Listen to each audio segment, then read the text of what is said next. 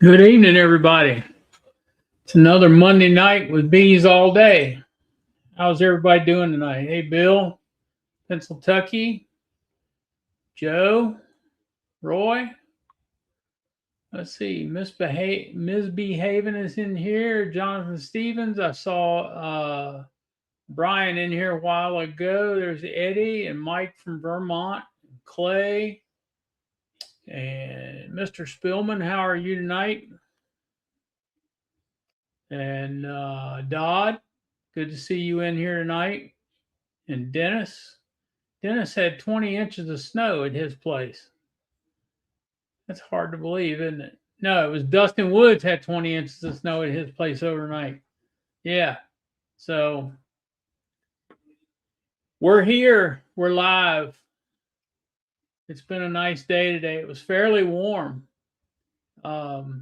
today, all day. Right now it is, let's see, we have a wind advisory in effect right now because we're getting some rain. So it's been nice all day. There's Tom. There's Joey Rawls.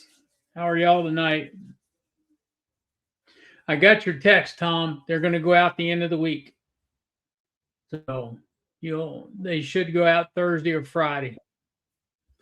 And here comes Sawmill Charlie. Hey, Charlie, how are you? Good. Setting things up here. Yeah. So far, we didn't have too much wind. Yeah. We had a lot. We had a lot of rain overnight, and a storm just went through. Thunderstorm. We got some pretty good rain out of that. Hey, Robert. Hey, Clay, Keith. So it's been a warm day up until about 5 o'clock when it started cooling off. I'd say it's probably in the high 40s, low 50s right now here. Hey, Joey. Or Joe from Pennsylvania. Yeah. Yeah, here it was supposed to rain and have 80-mile-an-hour gust of winds, and from what it was pretty much mild all the way up to lunchtime. The wind picked up a little bit, and then it rained, I don't know, 3:30, 4 o'clock, and it went through, and there's talking, like, I guess your thunderstorm is coming. It'll be here in a couple hours. Yep.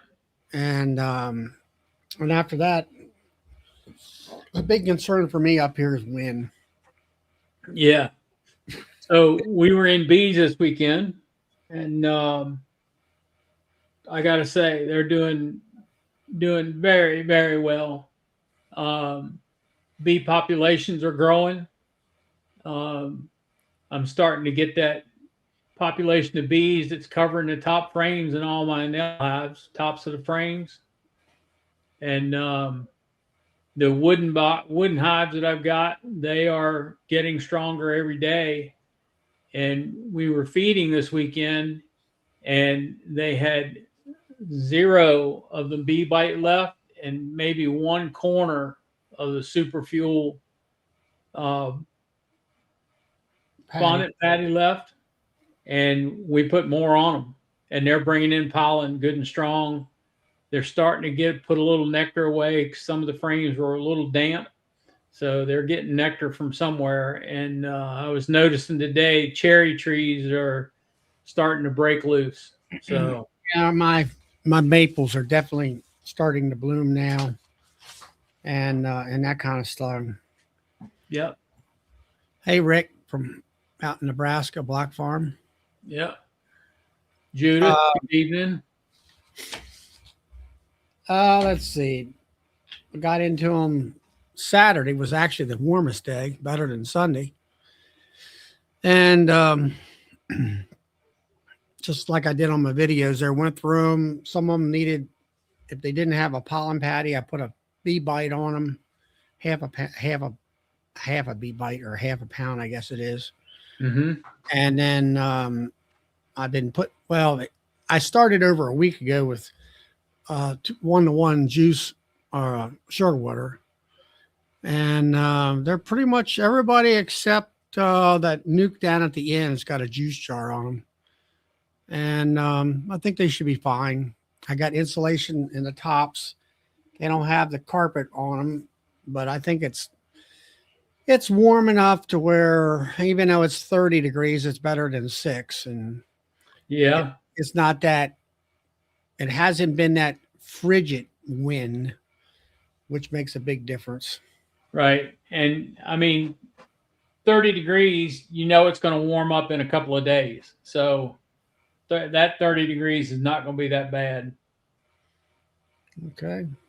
So, And Tom and Melissa's been looking for venues for the 27 EMBA conference, and all the spaces, there's 3 of them, have attached hotels to the conference center, which that's good. well, that's good.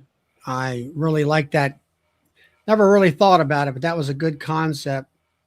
It's Yeah. very convenient for the people who are hanging out together in the evenings and stuff. Yep. Hey, Brian. Hey, DC.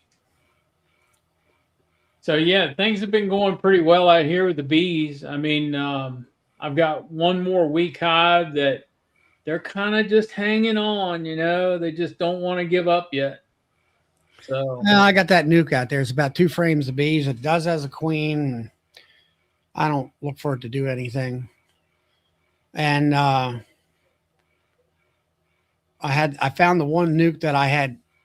It was either I guess it was a 3 medium box, but anyway, I raised up the 2 main brood areas, and I had put a bee bite in there, a half a pound, and I raised it up again to check the bees down in that lower section, and that bee bite was gone.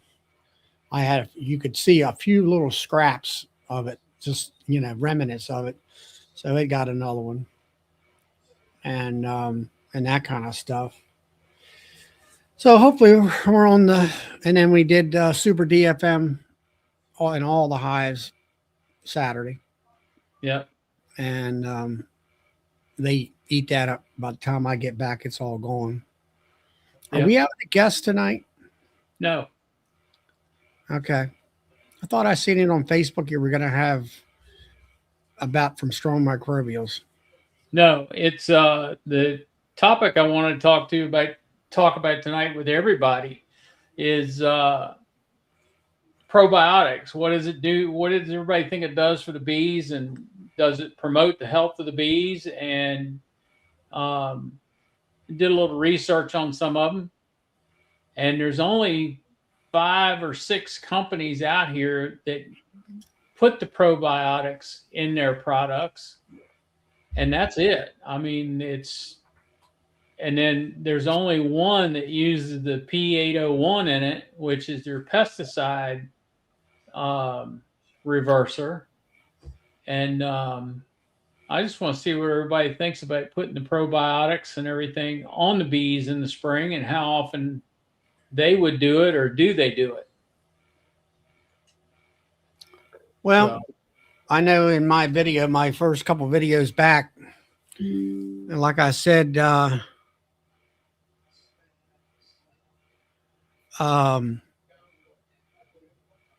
been experimenting with Hive Alive and strong microbials. I've been doing the bee bites, been doing the super DFM for about 4 or 5 months now throughout the winter and right before the winter. Dwayne there uses it. What do you use, Dwayne? Which one? Which one do you use, Dwayne? And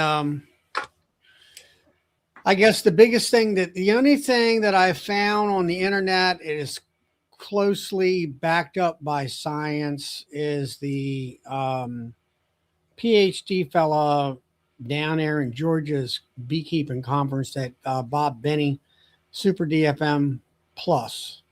I guess the 802. That's DC does that. Yeah, the 801. Yeah. And he was talking about the gut, and people talk things about bees, but they don't. I like detail,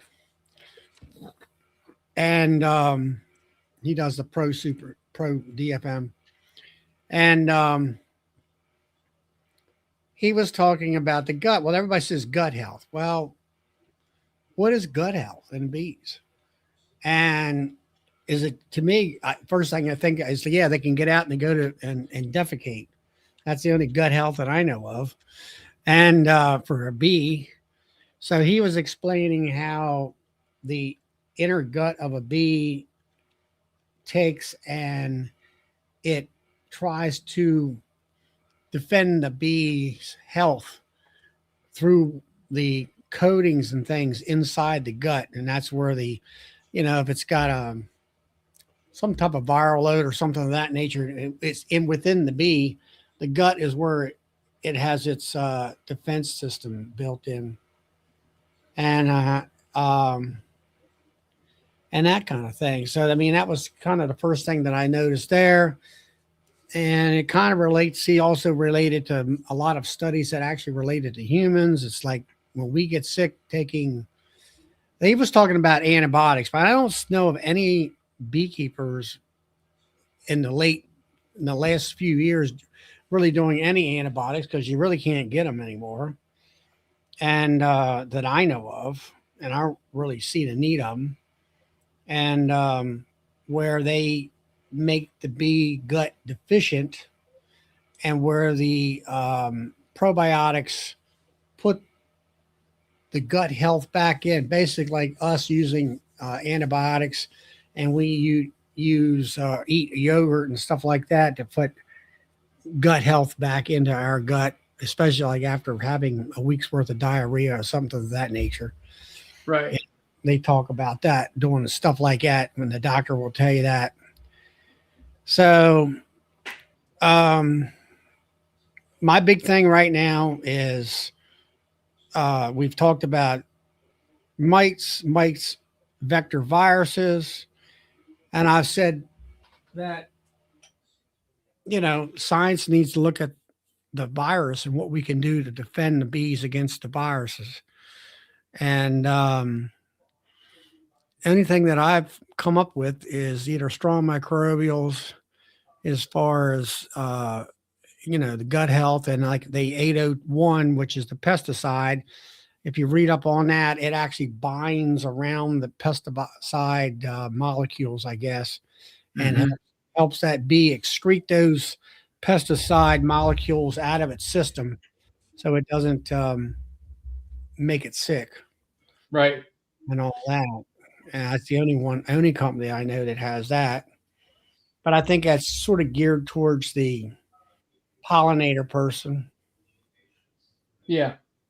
So, in reading up on all these things over the past 2 or 3 days, so the probiotics, from the research that I'm reading, the key benefits of it is it helps the colony combat common pathogens such as nosema, chalk brood, and European foul brood. It enhances nutritional optimization. It gives the bee the ability to digest proteins and starches and sugars better, which is critical for the vitellogenin, and that's what the nurse bees need. It That's helps. to feed the larvae, correct? Right. That's for feeding larvae. Uh, and it helps in the detoxification and breakdown of the agrochemicals, but that's where your 801, your plus 801, your P801 comes in right there. And it boosts your colony vitality. So you've got Strong Microbials makes it. Vito Pharma, it's called Bacto Bee, and that's a live strain of the Bacillus. You've got Super Nectar by Apis Biologics, which falls under Strong Microbials. And then you've got the Super DFM Extended, which is Strong Microbials. So you've got right there, there's 2 or 3 of them right there. So you got Strong Microbials, Vito Pharma, SCD Probiotics, Durvet, which is another company, Slide Ridge, and EM Research Organization. And the name of that product is EM Probiotics for Bees. And that contains a lot of lactic acid bacteria and yeast and photosynthetic bacteria, whereas the rest of it is geared towards a quote unquote live bacteria. Yeah, I mean, you hear so much yeast and pollen patties and yeast and what you're just talking about. To me, that's just a common binder, I guess you would call it. Yeah, What's that it one? is in a way. What's that one that uh let's see if I can find the magazine here. Now, is it Novaset? I think that's what the guy out there in California tries to sell or push. I don't even see that on here. It's not even listed. Yeah, I don't know. It's something I've seen. They talked about it at Nabi a couple years ago. You know, it's you got to look at who's pushing it since he's selling it. Yeah. And all that, but I don't know. You know, you got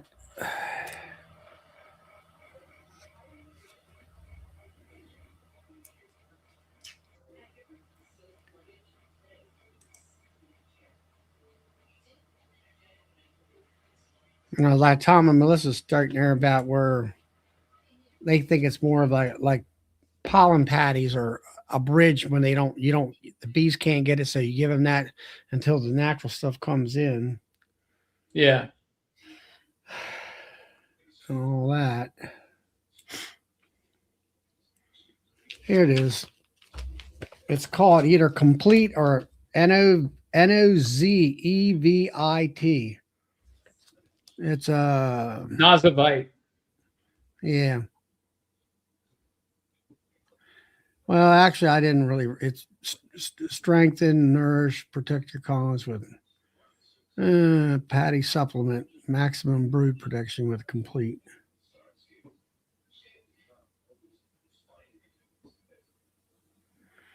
This is more of a product you would use while there's nothing coming in, I think. Yeah.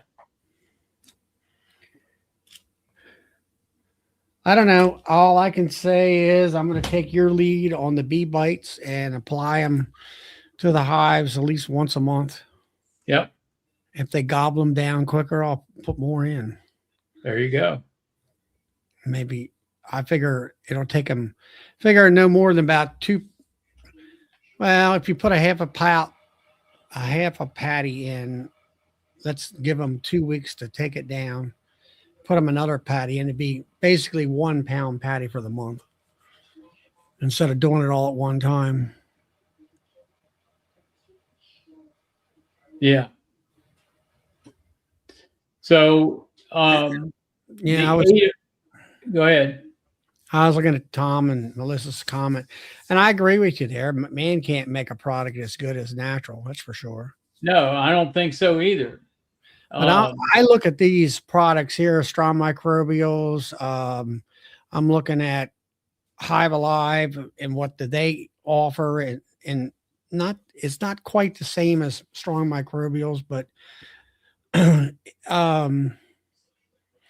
look at as an additive or what would you call it? A help towards helping the bees go forward in protecting themselves. Yeah. That's kind of how I look at it too. It gives them that little bit of a nutritional boost, and it also helps them clean their gut out. That probiotic. I mean, you're not hurting them. Well, I guess what I'm saying is when they talk about gut health, you're trying to help the bees alleviate the viruses that are holding them back in their productive life. Yes, exactly. And I mean, you put the 801 in it, you got the pesticide detoxification, you've got the immune system support, you've got it enhances their digestion, and it helps to improve the hive productivity. So, and it keeps them working because that way they're getting rid of that pesticide. It's not staying in their body because it's been brought together so they can get it out. Yeah, and I don't use that product. I don't think I have a pesticide problem in my area. I was pollinating pumpkins and all this other stuff that have all those different sprays. I definitely would be using it. Yeah, well, see, now that's you. I'm here on the farm. I use it all the time. I don't lose bees as bad. I still lose a few, but I don't lose them as bad as I used to.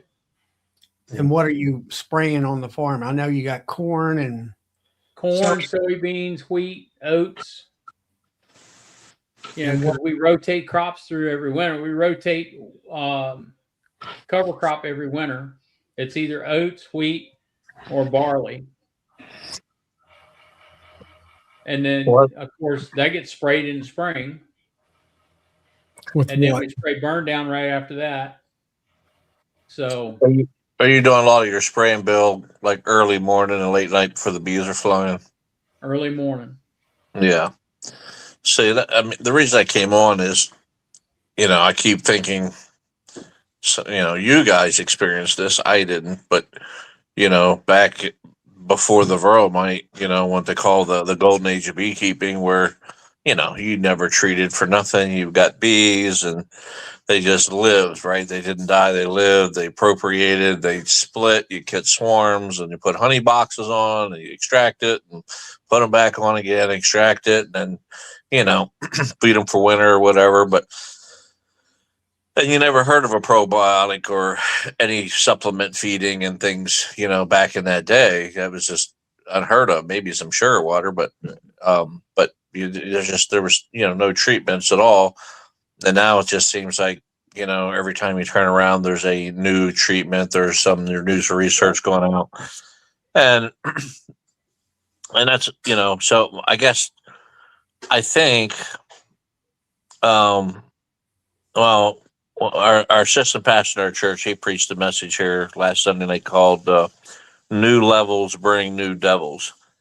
And I think that's what it is in beekeeping, right? As we get into new levels of beekeeping, as far as, new pesticides are coming out, there's new parasites coming out, and new diseases and new viruses. Like, we got to continue to just try to keep up with them with all the stuff that, is being thrown our way.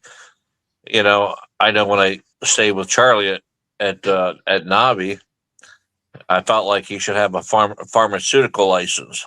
And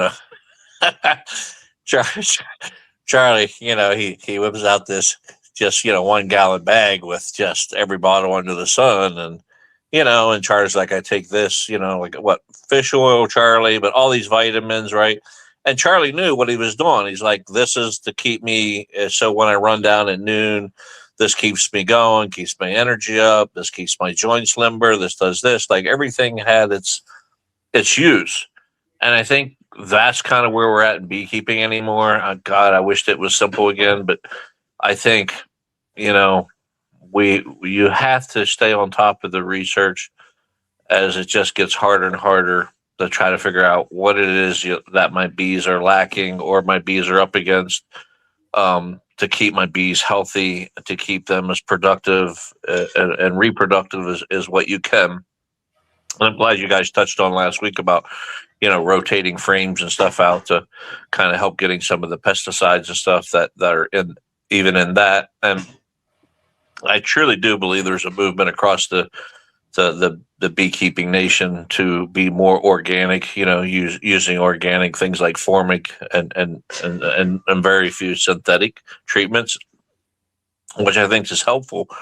But that's a move in the right direction. But I think, like you said, if we're not going to do the research, I think our bees are just going to struggle, right? If you're not out there and I get amazed sometimes at how much you and Charlie know about all the new products that are coming out, and looking into that research and sharing on the channel with it, because some of us don't have that time all the time to do it, and but it's going to make me look into some of these products, do a little of my own digging just to see. I know, like Charlie, he was talking there about what he put in his hive, and it's working. But sometimes I scratch my head and I say, well, is it working because it's all working? Is there maybe something that you're putting in it's not working? Is one thing working and another's not, or all working in combination with one another? Like Charlie's pharmacy there in a suitcase. Like you take this 1-a-day vitamin for this, but then you take this for my joints, and you take this for your blood pressure, and you take this for this. And I think a lot of beekeepers don't know what they're even getting. I mean, I'm just amazed at, I don't say how ignorant some of them are, but they truly are ignorant. They're just not up to speed when it comes to anything beekeeping. So I'm glad that you're discussing this and sharing the information, because it's truly needed in the beekeeping world. Yeah, and I mean, when Charlie and I went to EMBA, we had some really in-depth conversations going out and coming back about bee bites, fondant, feeding procedures. How do we do it? How can we make it better? And what kind of regimen that he uses and I use, and trying to come up with the best of both worlds. Yeah. And I think we did come up with some good suggestions for each other. And I think Charlie, it's working out for him. And I know my regimen's working out for me because I can see it in the bees. Well, and I can see too, just, I know you kind of at Navi kind of got really engaged into the bee bites and stuff. And I think, and I don't know, Charlie, you can tell me if I'm lying, but I think that kind of got Charlie a little more excited about it. And then he investigated in it, and then he invested money in it, and now he's putting in it into his operation to kind of get the bees healthy. Am I right, Charlie? Well, it's strong microbials. I mean, they first came to my club over 10 years ago, Oh, and okay. I was like, what is this? Of course, it was the guy that came. He's not a salesman, I'll say, to where I guess what I'm saying, when I'm seeing a salesman, I want to hear what's it for, how's it going to work, and what I should see out of my bees or whatever. And that could be anything, that you would give an animal or a person or whatever. And so, I've been, reading up on their website and stuff like that and what it does. And then I guess what really kind of put me over the edge to get into experimenting was the guy down in Georgia, and where he explained these different I don't know, the different terms or whatever they call the gut. And he says it's a lining within the gut, and that lining and within the gut of the bee is what actually goes after the viral molecules or pathogens in that bee, trying to kill the bee or whatever. And the bee uses this lining in its gut to excrete this stuff out of their system to try to make themselves healthier. And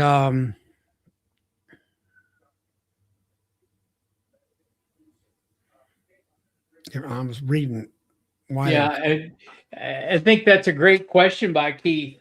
I mean, I understand what Keith's saying. There's a lot of variables here, but what I'm saying is this: when I do my spring feeding regimen, like I've done for the past 3 years, and I can see a hive go from a cluster the size of a volleyball to completely filling a hive before April 1st. That's not environmental. That has to be the supplement. And it really wasn't more drawn comb, because I'm getting more honey in the end, yes, because the bees are nutritionally taken care of and they are healthier and more willing to work.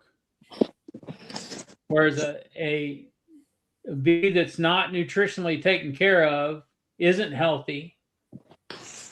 The mite loads are probably a little bit higher, and they don't want to work. Like I lost him. So, it's a great question, Keith. But I'm not looking at it as the honey in the end. I'm looking at it as the health of the bees. But the thing of it is, you live on a farm. I live on a farm. Now, we're not doing corn and beans anymore, but my son is out there spraying a pre-emergent. He's spraying, I'll say, a broadleaf spray. So I have environmental issues, I guess you would call it. Now, like Keith there, I don't think he lives on a farm. And I think he lives, he's a little bit distant of all these other influencers, sprays and things of that nature. So you have to look at it's local too on what you have to put up with. Yeah, I don't know that Keith is not influenced by them. He may be. I don't know. So that would be a question that Keith would have to answer. I mean, how far out, or what's the closest farm, or do people in your neighborhood or your area, spray their lawns? Like Tom goes around and sprays lawns. I'm going to kill all that bee forage. You knew off. that was coming. I do know one thing. I have a lady in our club. She give up beekeeping because they are Chemlon was spraying. They never would tell her, until the day. And she called the lady up and said, well, can't you tell them to come into their beehives? Like, that's how stupid people are. Yeah. Anyway, her bees died, big kill offs. And she said, all right, I'm done. Yeah. So I had to start off on the right foot, Tom. So what do you want to talk about, Tom? What do I want to talk about? Or comment? I guess comment. I guess you came on the comment. I'm just bored. Okay. I'm just going to see what kind of trouble I can stir up. That's all. So I'm all about, like, I tried Apis Biologic. Everybody said that wasn't any good. At least some of the local focals here. I said, well, y'all, how do you know anything about it when you don't know nothing about it? Where I've been watching Ian and all them guys. I said, Stepler does not put something in 2,000 beehives if it doesn't work, because if it cost him $1 a hive, that's $2,000 he just spent. So it better work. Of course, he was experimenting with it, and he was quite happy with it. So everybody now uses Apis Biologic. Yep. And now everybody in the commercial world is trying to put it in their products and all that. Supplements there, Michael. Yep. He said he uses Super DFM plus 801, Hive Alive, and Apis.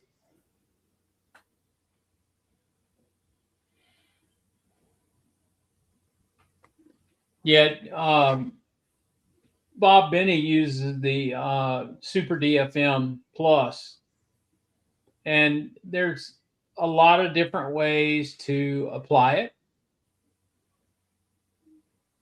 Yeah, I mean, you can put it on top of the frames, or you can kind of, I think it blows it into the hive so that it floats around in there like it's not a wet mist, but it's a dry powder.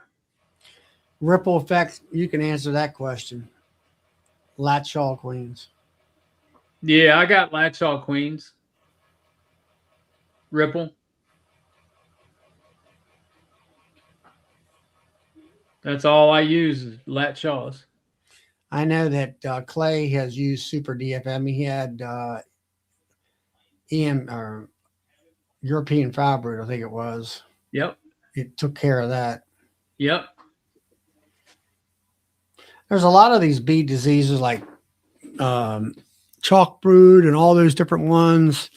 I have not ever had. I've had European foul brood years ago, and that was when it was hot and humid and all that. They say that's a stressor in bees that happens. Yep. And I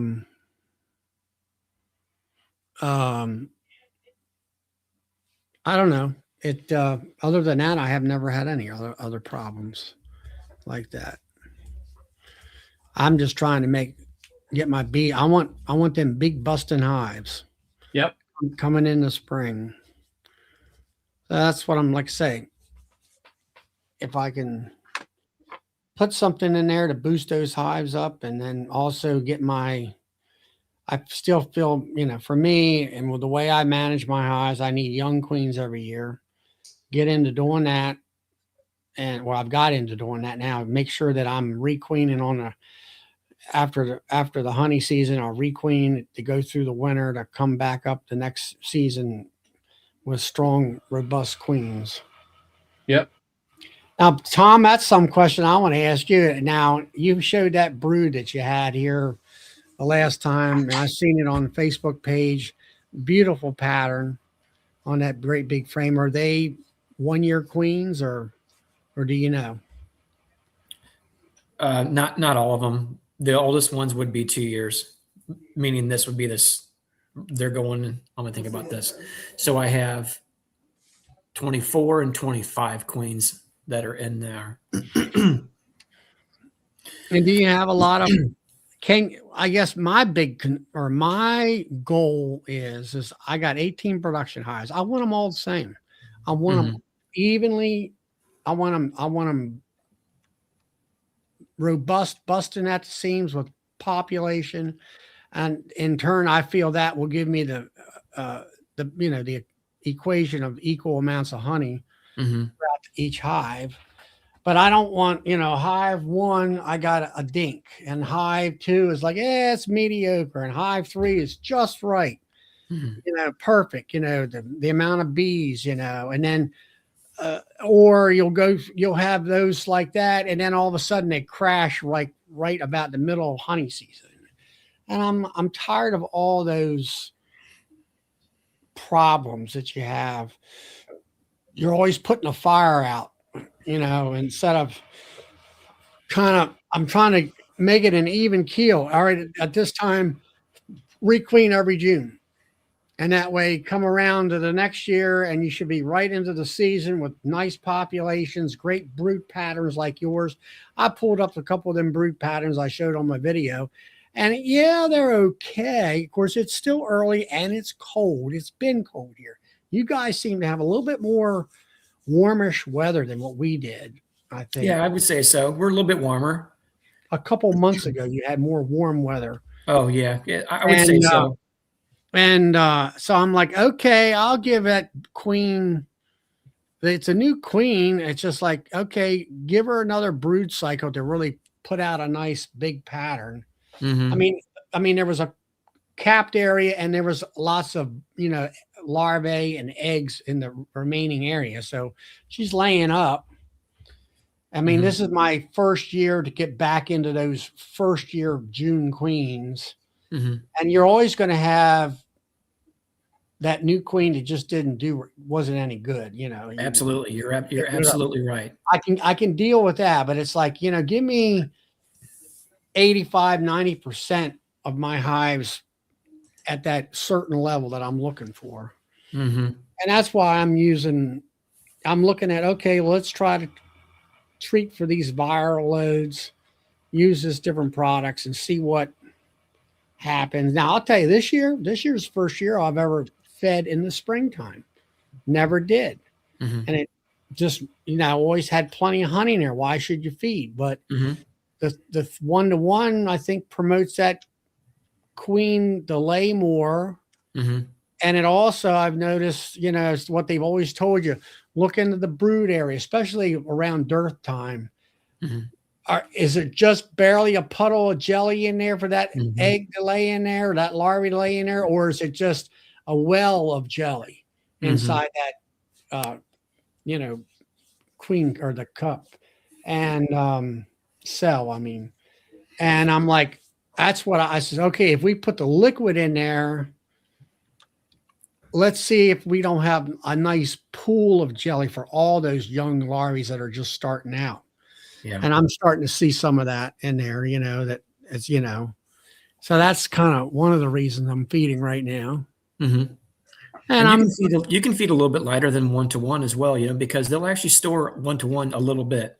If you're just wanting to stimulate that hygienic behavior that kind of Bob Benny talks about, and even like, did you guys watch those videos from Lewis Bartlett? Yeah, it's like 1.3. Somebody's got to do the math for me and figure it out. How do you figure that out? I'll say this, Charlie. I don't think it's an exact science, so don't get all hung up on the exact ratios. You know what I'm saying? 1-to-1 has enough sugar content in it that it's a little bit heavier than what nectar would be. So what they've suggested before, Bob Benny, Lewis Bartlett on these studies have suggested that nectar being very, very light in the sugar content, less than that 1-to-1, the first number being your sugar, the second one being your water.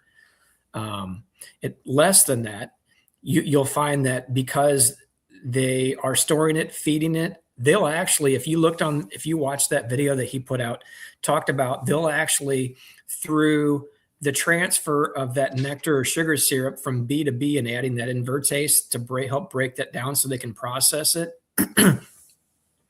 He talks about that, and he says that they will actually feed the most nutritious stuff to the brood first, and then the other stuff they'll store. So I think they understand what's going on there. Yeah, but I guess you what know, I'm saying to you is that some people do it by weight. You know, I think, what is it? A gallon weighs 8 pounds water wise. yeah, just a little over, but yeah.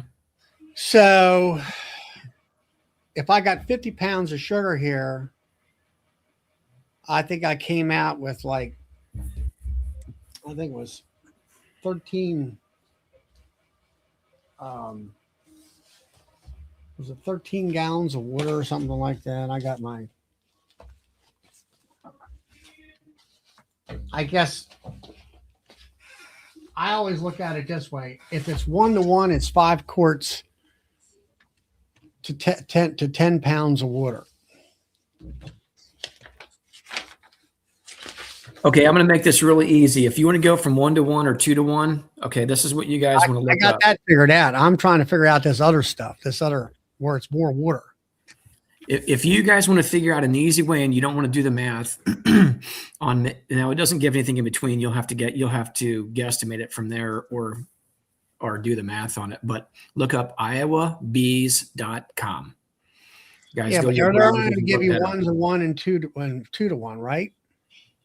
That's all they put on there is 1-to-1 and 2-to-1. Yeah, But that's what what I'm getting at is I already got that all figured out. I mean, if I want to do 40 gallons of sugar water, it's 200 pounds of sugar. And you put in 20, I got it. Let's see. 20 gallons of water and 250 pounds of sugar is 2-to-1. And if it's 25 gallons and 200 pounds of sugar is a 1-to-1 concentration. It gives you about 41 gallons, something like that in there. Now I just mixed up some stuff here, and it was 1-to-1 was should have been 6.5 gallons.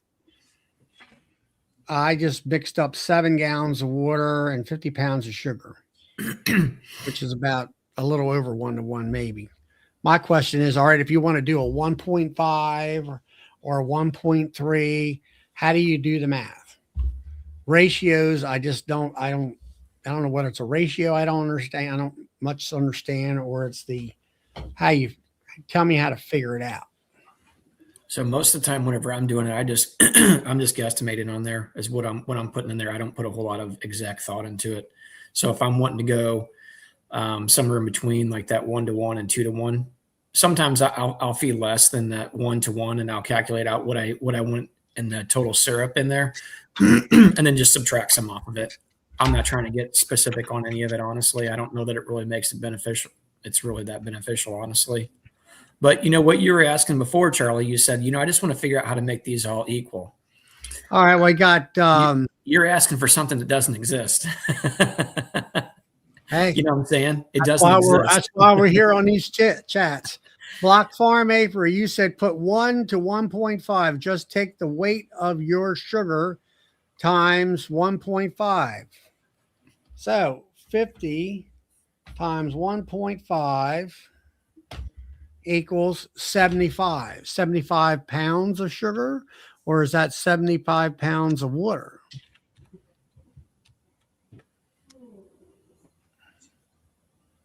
So I think whenever when I looked it up before, they don't measure sugar in gallons, but if you're actually to weigh it out in gallons, granulated sucrose table sugar is less than the weight in a gallon, if that's the way you're going to weigh it, which is not correct. 8 but pounds.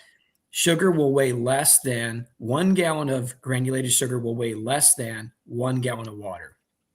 I don't remember what water is. What is water, like 8.13 or something? A 50-pound bag. So that, we got to think about how we're getting it in and all that. I'm going to measure out gallons. I got a water meter in gallons. So we're going to do gallons of water, and we're going to do pounds of sugar. 75 pounds. All right. So here it is. 75 pounds of water to 50 pounds of sugar. So 75. Would that be divided by 8? No.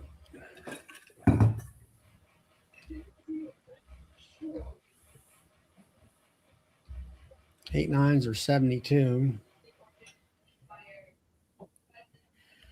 Yeah, that's about 8.5 gallons.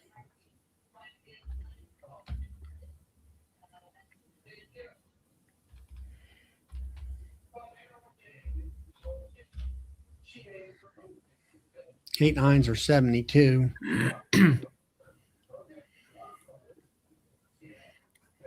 Brian just So said B math results will vary. I agree.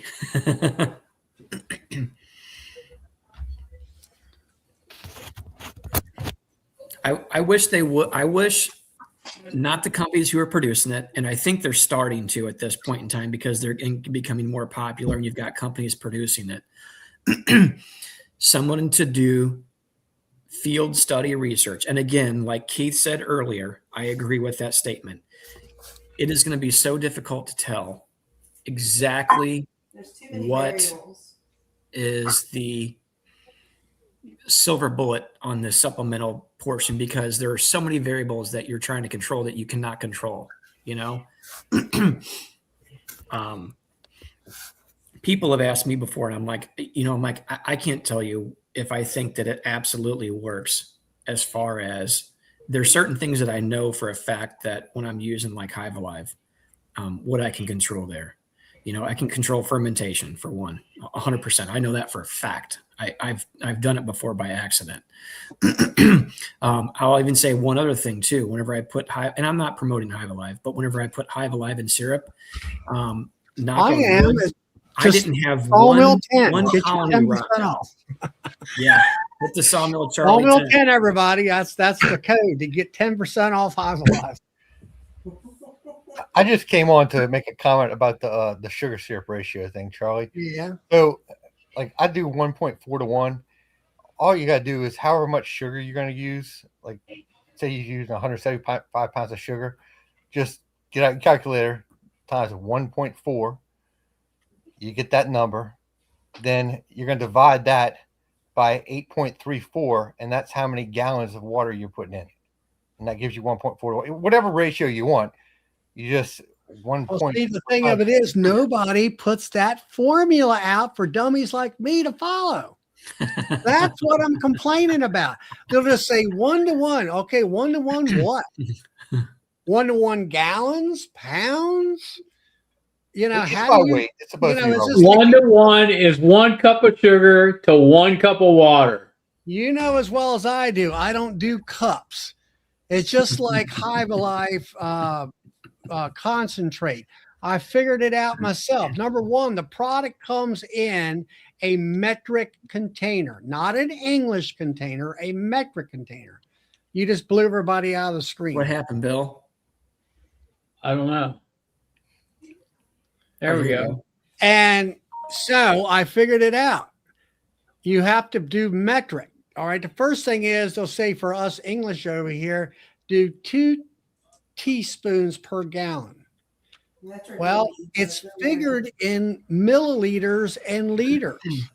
So it is 2 teaspoons is 10 milliliters. So if you're going to do like me, I'm doing 40 gallons of sugar water. It's 400 milliliters. So you go to Walmart, $5, you get yourself a 4-cup measure, and it's got the liter marks on the side. And you fill it to 400 milliliters and you got it dead on. And you dump it in there and you're done and you mix it up. And you know why? And then what irritates me about Hive Alive is it feeds 200 colonies and it's a 2-liter bottle. No, it doesn't. It feeds 200 gallons. That's what it feeds. You can. They're figuring a gallon per colony. I feed 2 and 3 and 4 gallons per hive. You know? Hey, Charlie, I think you're thinking about this too hard, man. No, I'm not. Yeah. I like to be precise. You don't need to, though. That's what I'm telling you. It doesn't have to be that precise. Okay, let me ask you this question. Somebody might know this answer. I got a paper of all my different formulas. I figured it out over the years. So let me ask you this. Do you guys think that every plant produces the same amount of sugar content in the nectar? No. I bet it doesn't. No, so again, you're trying to perfect something that is going to make no difference. You know what I'm saying? This is my opinion here. I don't know. Bob Benny says it does make a difference when it's 1.3 in the springtime. I think he's speaking in general, like general terms. I really do. I don't think he's talking specifics. If he's not doing it, and then he wouldn't be talking about it. He's got to be doing it. I think If he's going 1-to-1, and he said, "Oh, look at this 1.3," and he said, and he does it in his videos. He talks about doing thin syrup, extra thin syrup for building comb and all this other stuff. So it is. I mean, I have a theory that the thinner stuff helps them draw comb out more because they need more space to put it. Like it forces them to draw more comb because they gotta have someplace else to put the sugar that might be it. Them. So Charlie, Bucket List B says that all you're finding your formulas in the popcorn, right? Bucket List B, it says you're finding the formulas in the popcorn. I don't know about that. So, but all right, Eddie, what did you say? What was that formula? You restate So that. if you want 1.4 to 1, whatever, however much sugar you're going to use, you just multiply it by 1.4. All right. Let's say 1.3. That's what Bob Benny. Okay, so you want 1.3. How much sugar you use? Multiply it by 1.3. Right? Get that number. Wait a minute now. Write this down. Sugar. What you say? Multiply. Yeah, multiply it by. If you want 1.3 to 1, multiply it by 1.3.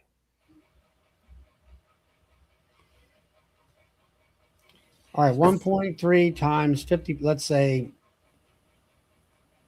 50 pounds.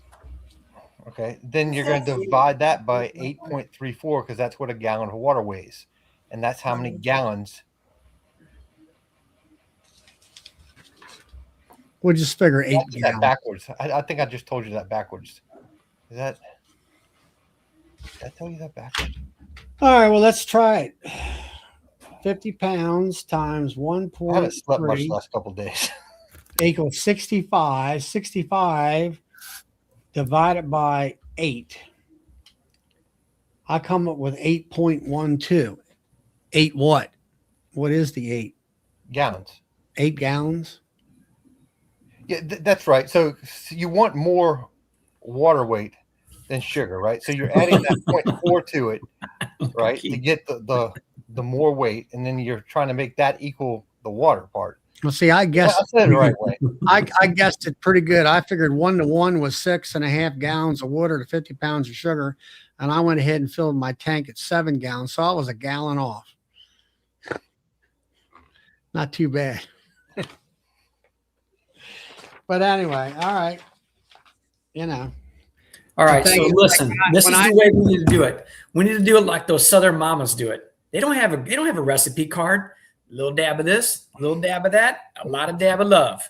That's what you got to do, Charlie. Well, that's like buddy. Like my 40 gallons of sugar water. I put in 25 gallons of water, and I put in 250 pounds of sugar in. Now, if you sit there and calculate it out, I'm about 50 pounds of sugar shy of 2-to-1. 2-to-1. But my pump can only pump a certain amount of thin syrup, and then that's it. After, if it gets too there's thick, the formula right there. Keith's got it for you right there on the screen. That's right. Take a picture of that, buddy. 7.8 gallons. Okay. All right, hold on. Let me take a picture. Keith he missed one ingredient on there, actually, for now that I'm looking at it. Keith, you need to rewrite that formula, buddy. No, it's right. No, I don't see any percentage of love in there. Not an ounce. You got to redo it. My mother-in-law makes me cookies all the time, right? She asks me for help over at her house. I go over there and I do it. She makes me food, makes me cookies. And I always ask her, I'm like, Nancy, did you put any love into it? She said, all the time, Thomas. And I said, okay. No, you asked her why they taste so good all the time. Because her cookies taste so good.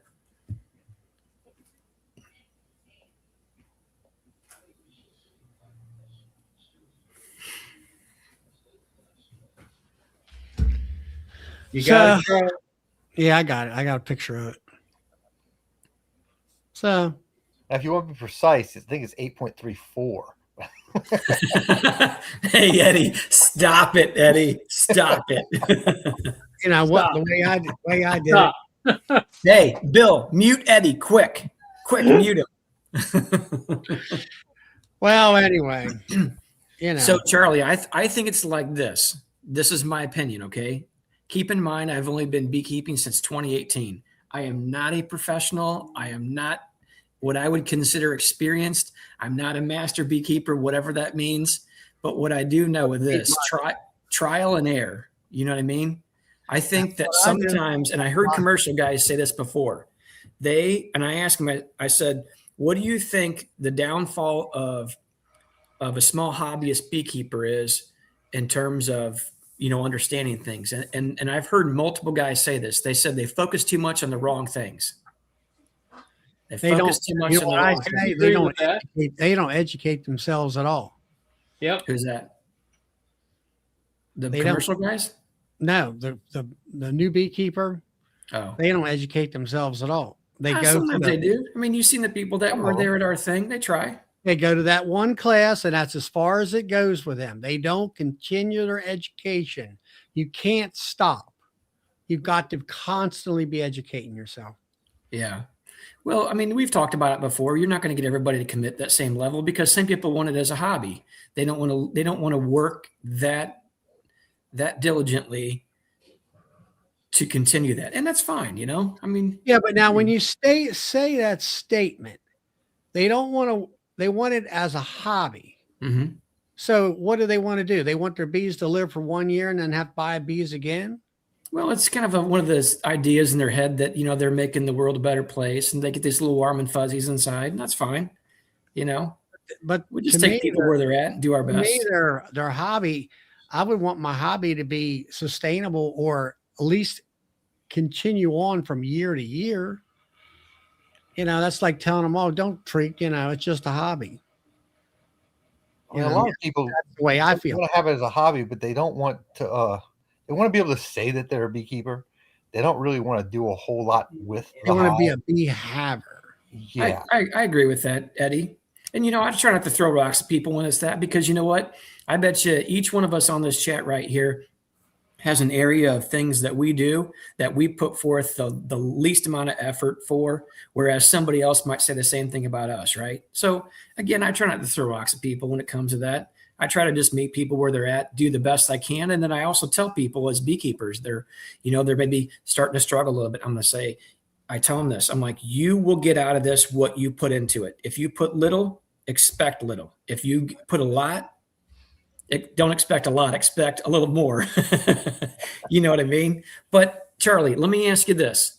If beekeeping was easy and you would have somewhat mastered it, would you still continue to keep bees?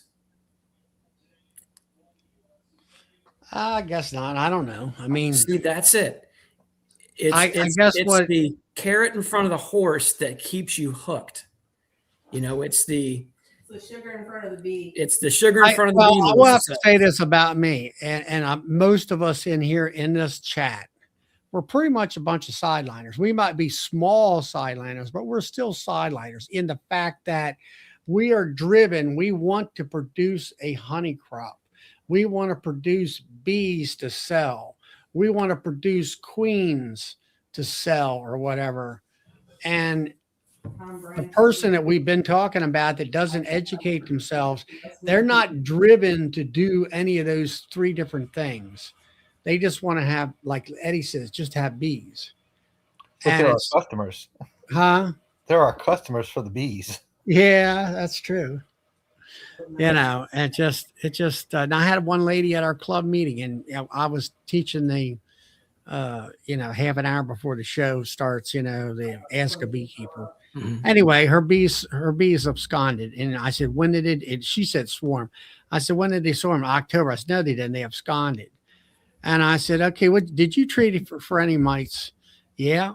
I said, okay, what'd you treat? Well, she couldn't know what the name of it was. And Apricard. I said, was it a white plastic strip? Yeah.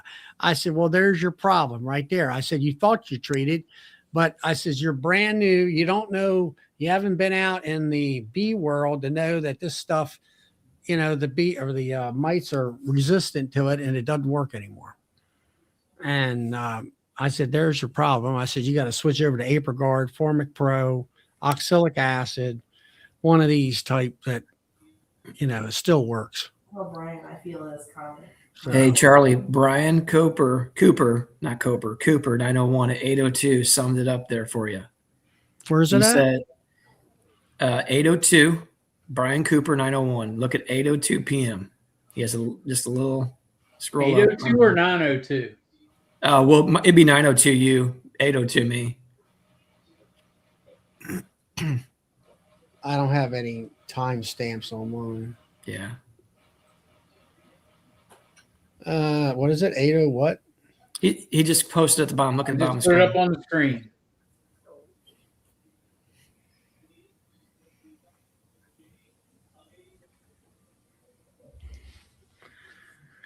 They have a life outside of beekeeping. Most of us wouldn't understand. Hey, you know what, Charlie? They might say that we're crazy. Yeah. Oh, well, we are. I'm just Well, saying. you have to be a little off in the head to go out here and dig into a box of stinging insects and know that you're going to get stung sooner or later, and you keep doing it day after day after day after day after day and year after year, right? Mm-hmm.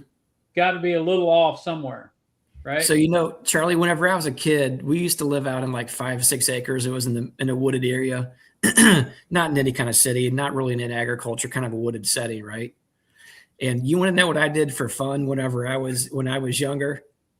When I'd go around our little playhouse or things like that and I'd find a wasp nest, I made that my job to destroy that without getting stung. And that was about a 50-50 deal for me. You know what I mean? So there are some people that will do that, but. Being a beekeeper, I relate it to being a fireman. I had a guy ask me one day, he said, why do you run into burning buildings when all the rats and roaches are running out? Why are you going in? So I kind of relate that to beekeeping. Why am I digging down in this box with all these insects that I know are going to sting me sooner or later? Yeah. And then I had somebody come in the store a few days ago and say, how long have you been beekeeping? My answer is 30 years too long. Because at the 20-year mark, that's when varroa might hit. Well, I think, Tom, you're kind of right about the if it was easy type thing. I think I like the challenge. Mm-hmm. I like that. I like learning new things all the time. I'm constantly learning. Mm-hmm. It's like it's like, I don't know. It's like I volunteered fire department for 32 years, and I could see there was a need on the ambo side because it was sitting, couldn't get out because it didn't have a paramedic and stuff like that. And so I became an EMT and got through that. And it ain't no easy task. Well, it's worse now than what it was when I went through it. And then I became a cardiac rescue technician, which today they call them paramedics, which actually the EMTP is it's like having a AA degree versus a bachelor's degree type of thing. Paramedic level at that time when I was a cardiac rescue, they called it CRT. Mm-hmm. That was the highest level in the state of Maryland, and I actually took a exam, board certified exam, just like a nurse. Yep. So I was licensed, and it was a challenge, it was exciting and all that stuff. And I think beekeeping is kind of the same way, where it's, you're trying, it's like I tell people all the time in my club and stuff. I said, look, beekeeping is a science experiment that never quits. And we're always experimenting all the time with products, whether it be these probiotics or whatever. In reality, we're trying to take our bees and transport them back 30 years ago, like Bill just said, and put them in that same time frame where they didn't have all these outside negative influences on them so they can prosper like they once did. Mm-hmm. And we're trying to give them all these different medications and treatments and probiotics in order to help them transfer them back like they were 30 years ago. Mm-hmm. Whether we can get back to that, close to that point, I don't know. Well, it's pretty common, and I'm not ragging on anything because me spraying herbicides and pesticides and things like that would be part of the problem when it comes to that. But in reality, man always thinks they know best about every scenario, and in reality, they just don't. You know what I mean? But I would argue that sometimes I don't think bees know the best either, because I've watched bees do things before that were just flat out suicidal when you gave them options. So, But bees are technically livestock, and as farmers and people that have kept livestock, you have to manage them, right? Well, you can't manage a bee. Yeah, they're going to do what the hell they want to do, when they want to do it, and how they want to do it. All we are there for is to guide them through and help them get through, because they're not making the honey for us. They're always in survival mode. Yeah. And that's why they're making the products they make, is to survive. Mm-hmm. Well, we always call ourselves master beekeepers, when in reality, I don't think you're a master beekeeper, and I don't know that we're even any of us are even masters at all. But arguably, I would say you're a master manipulator, because again, like Bill just said, those bees are hardwired to do things a certain way. All you're doing is manipulating the situation to get a desired result. Yeah. Like people are like, well, I don't want my bees to swarm and my mite loads are higher and this, that, and the other. It's like, well, you've completely gone into the reproductive cycle of these colonies and disrupted it for our own personal gain. And I'm not saying right or wrong, just saying it is what it is. Yeah. But the reality of things would be, because they haven't been able to split themselves, I mean, they're going to have a higher mite load, right? So now we have to come in and intervene to get the desired result. We push the bees hard. You're throwing them on trucks, traveling them 2,000 miles across the United States. And again, I'm not here throwing rocks as to what we're doing, because we all have to eat, right? These animals are put on the earth for our gain, but we also, in return, I think, have to be good stewards of them. And I think often we kind of see the negative results in the bees from the different practices that we have. Right. We travel them across the country to pollinate certain crops in certain areas. That's not natural, not even close to it. I mean, 2,000 miles in a truck is going to wear you out, And then reality is, you're not letting those bees split themselves naturally.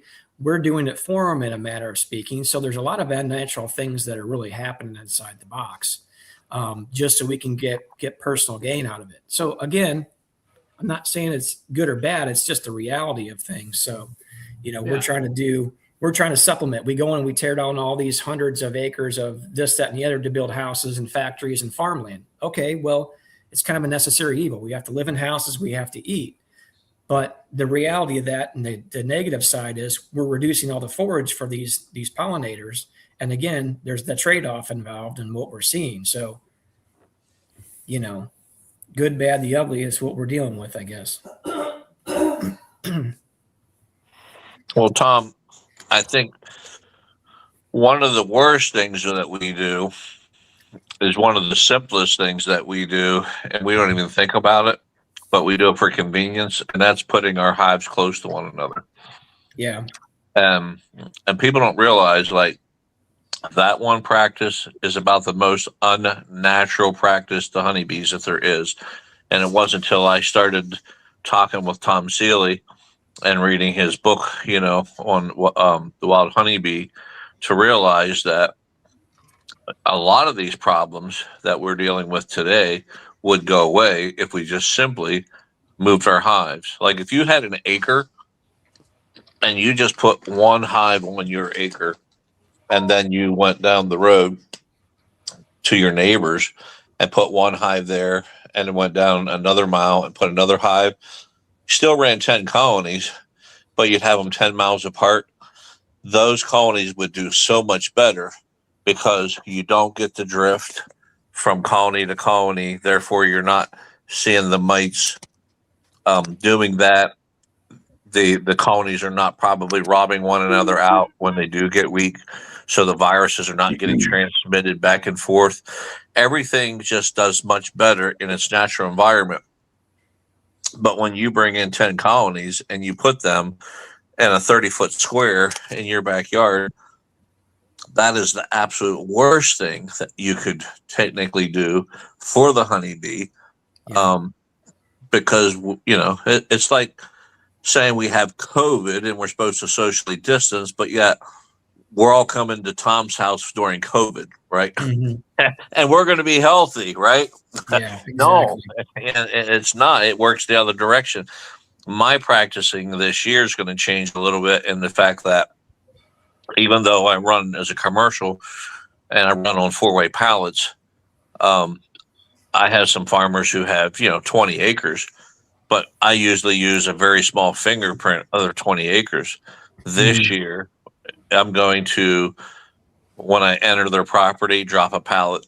Then I'm going to go down there another 100 yards and drop another pallet, and go down another 100 yards, drop another pallet. Would it be convenient to just get out of your truck and work them all and stuff, and not have to get in and go, back and forth and drive? It would, but I really believe the bees will be so much healthier this year because they're going to get spaced out a little bit, and they probably will still compete for foraging, Mhm. but probably not as much as what they do when they're piled up on top of one another. So I just, and again, people, they don't even think about that, when you're talking about, trucking them all the way across the United States, and how this is not natural for the bee. It's not natural to put two hives side by side, right? Have you ever seen bees in trees and then there's another hive in the tree right beside of it? It just doesn't Probably happen not. that way. It just doesn't happen. When Yeah. they swarm a great distance, usually a couple 100 kilometers. Yeah. And so again, it's something to think about. So if there's a new beekeeper on here or someone who only runs a couple colonies, you might want to consider saying, hey, I want to put one on the back left hand of my boundary line and one on the Sure. back right hand of my boundary line. Instead of Yeah. putting them side by side, your bees will do better. They just will. You may have to walk farther, but that might make you healthier too, right? So, Yeah. so there's Yeah, a that's benefit right. there. Yeah. That's exactly right. It'll do us all a little bit. Like you said, we put all these bees on 4-way pallets and we stack them right next to each other because it's convenient for us. Yeah. It makes sense for time management. But that's really all, and then dollar bills in our pocket. But really the reality of it is, and you have to think about that too. We all can't go out there and lose money and keep bees, right? We'll all starve to death. But that is definitely the reality of it. That's the trade-off, if you will. It is. Yeah. Yeah. So what's happening, Joey? Well, I was about to say I agree with him, but that's the reason I'd asked Charlie that question earlier that he didn't catch. I didn't bother asking it again because the subject got changed. But I was asking about if you ever noticed your colonies are lined up like mine, kind of. Mm-hmm. Have you ever noticed that the 2 or 3 on each end sometimes do better than those in the middle?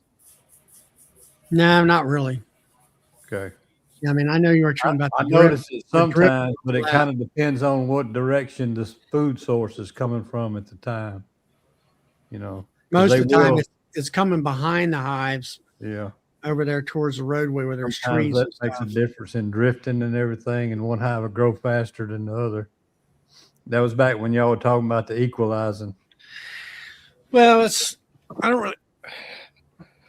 My biggest thing is not so much equalizing the hives by moving frames around, it's the fact that having all the hives equally populated, I guess you would say, Yeah. as far as the hives are growing all at the same time, relatively at the same amount or level. Yeah.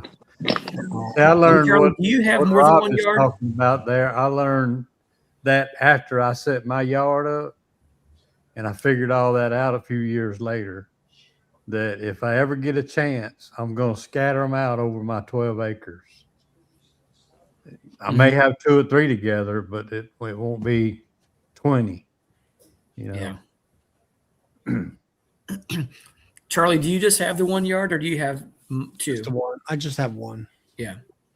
So I the one had, thing I I've had noticed an out before in the yard past- years ago. It was 2 or 3 hives at a friend of mine's place. It was just too much of a pain.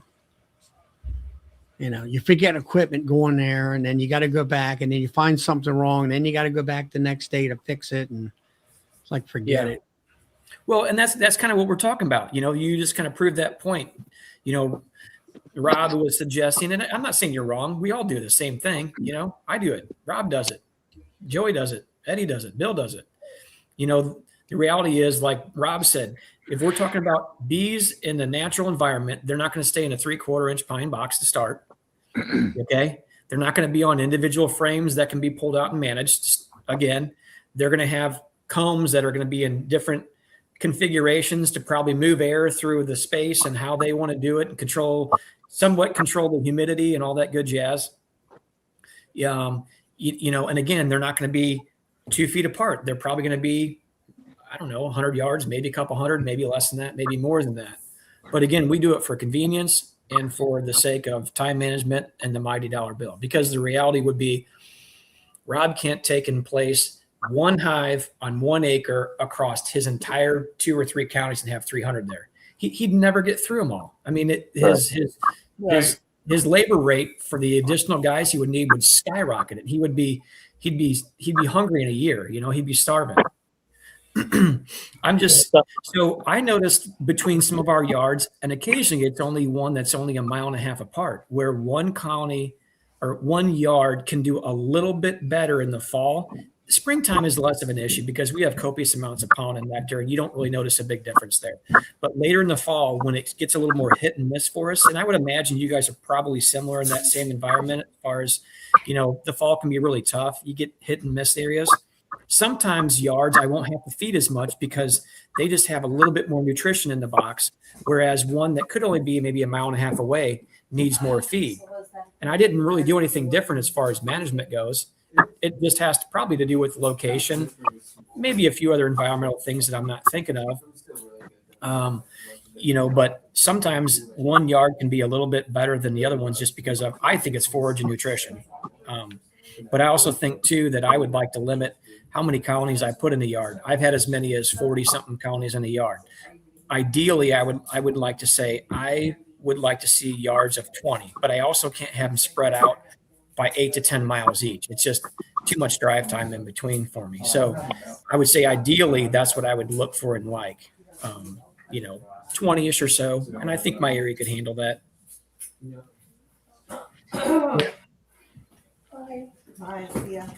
Yeah. I mean, it's back to the original thing about strong microbials and these additives, I guess you call them. I guess really, I'm trying to give my bees an edge to be, you know, to put them up on top as far as production and all that stuff. Whether it does or not, I'm not sure. We'll find out. Charlie, have you broke the price down to what it costs you for, like, say, 1 bee bite or 1 pollen patty, or what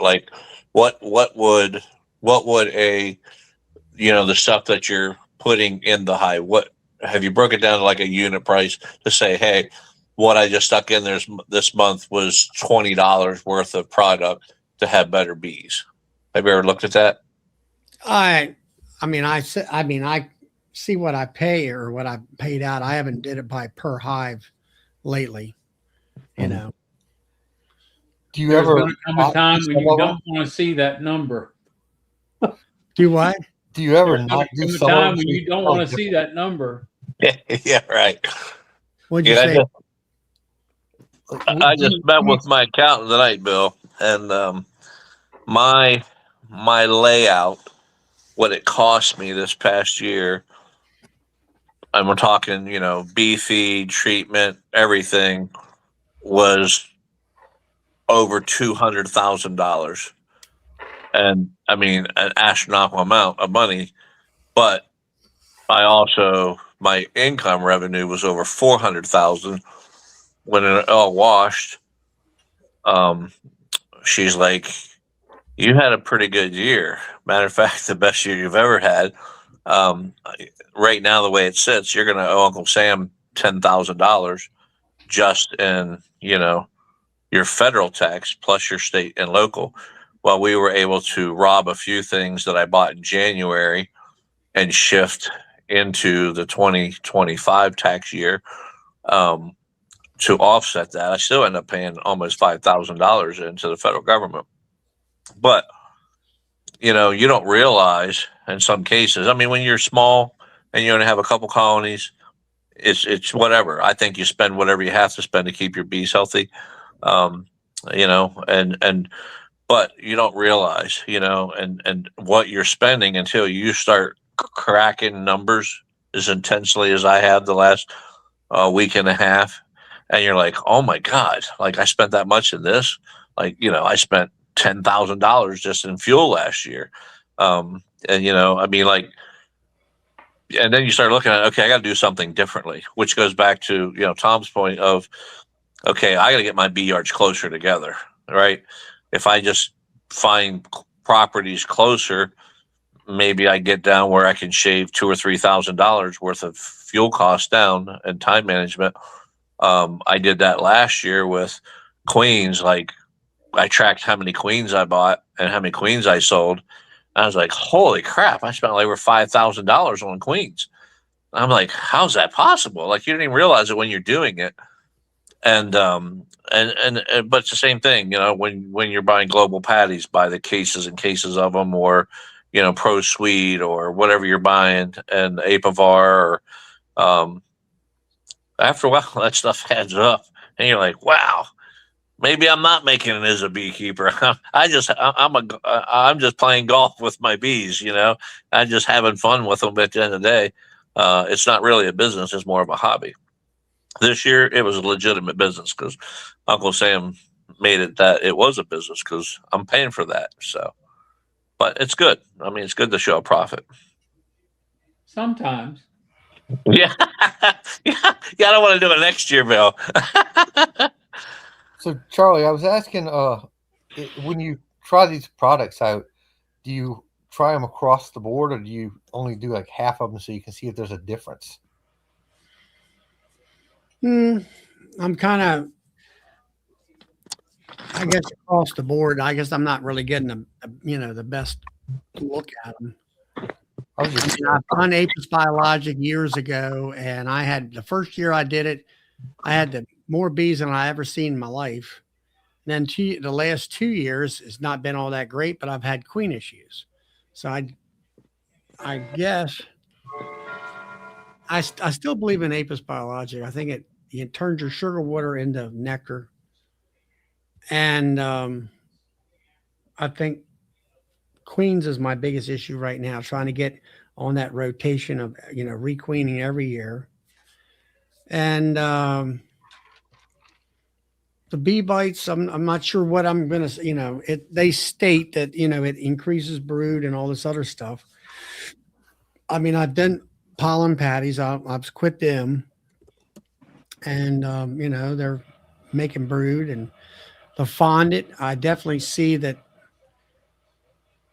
was more of an eye opener for me, because I used to look at people like Matt on here. He was doing fondant in November, and I'm like, don't you put sugar water in your hives? I mean, I always just poured the sugar water to them in the fall. And why would you need fondant when you just got done dropping 200 gallons of sugar water into them? And then like this year, especially when you got temperatures at 6 degrees at night, the bees are not going to move at all left or right in a cluster. They're going to stay in that cluster. And I think somebody told me here within 24 hours, they could, I do know that they can be within 3/8 of an inch of honey frame and starve because they can't move.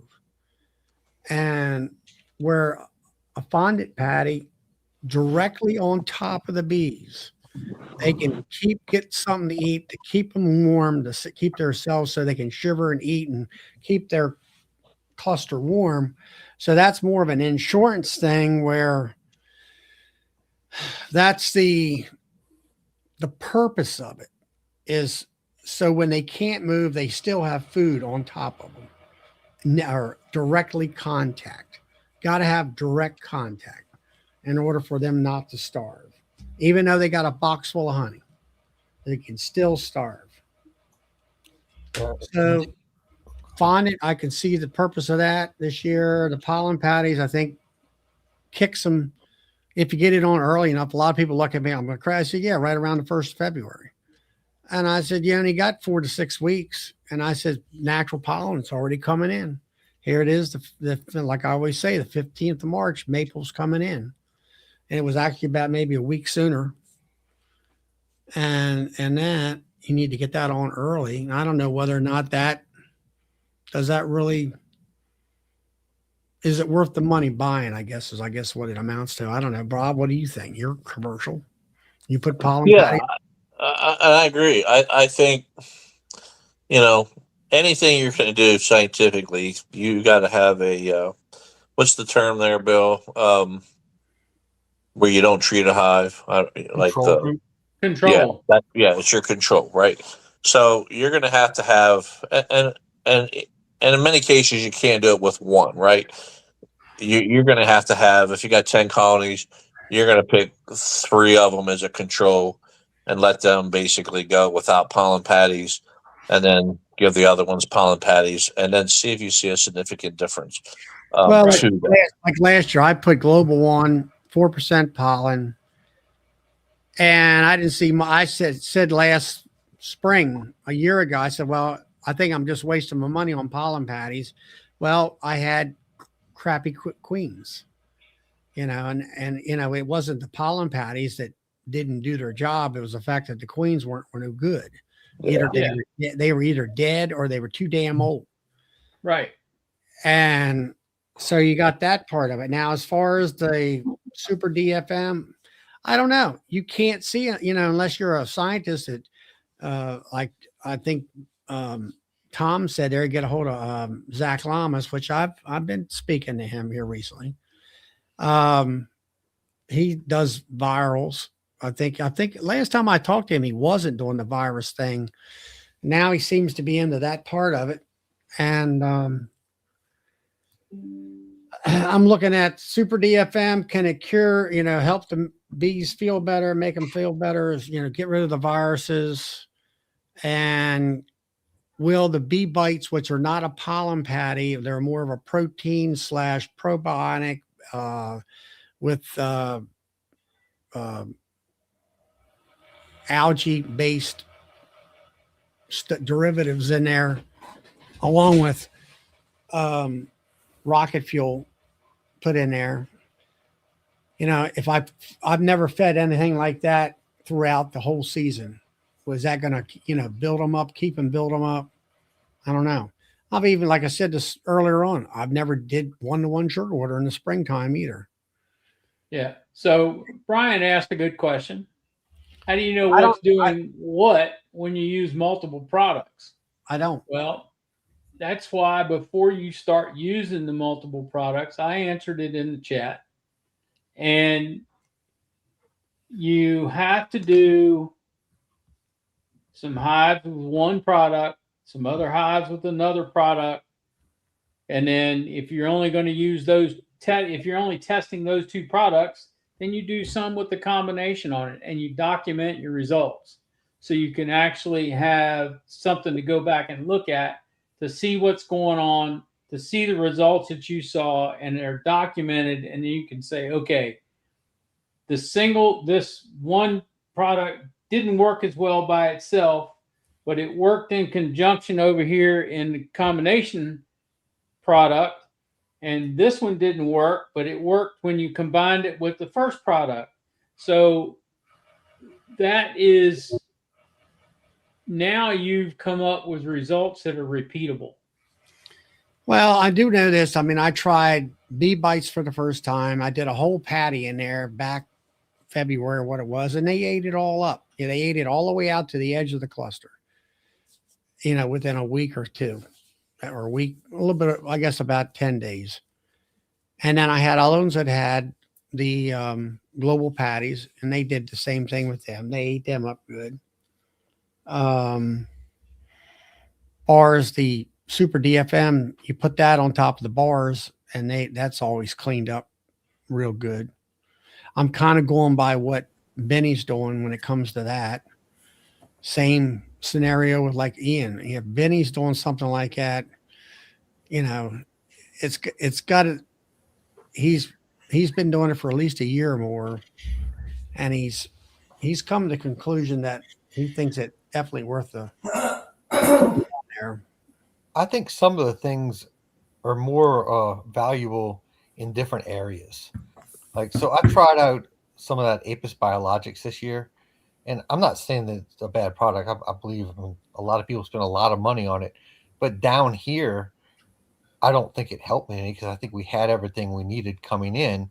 So I mean, I split it like half the hive. Well, like you say, you don't normally have a winter, but then also the one thing you stated, your heat and humidity down there, you have a more problem of that. If you mix up a tote of sugar water and you're not using it right away, the Hive Alive concentrate keeps your tote of sugar water viable. And I use Hive Alive, and that's why I use it. That's right. So I can make up. I don't have to only make just what I need all the time. And it's not just that either. I mean, if you read up on the product, it's got so many more other things. Like I feel like thymol. It's got thymol in it. Well, I think part of that thymol can kill some viruses. I know it kills on the exterior of the hives, like when you use Apiguard, it will kill any surface-based viruses. And now, if your bees are drinking the thymol, I'm feeling like it's going to help them get rid of viruses within their gut. It may. Well, thymol does have antiviral properties. So, I mean, can we prove it? No. Can the science people prove it right now? Nobody's looking at it because they're not getting paid to do it. Right. I generally like to try, like when I'm trying something new, I don't want to do it across the board, and I want to compare.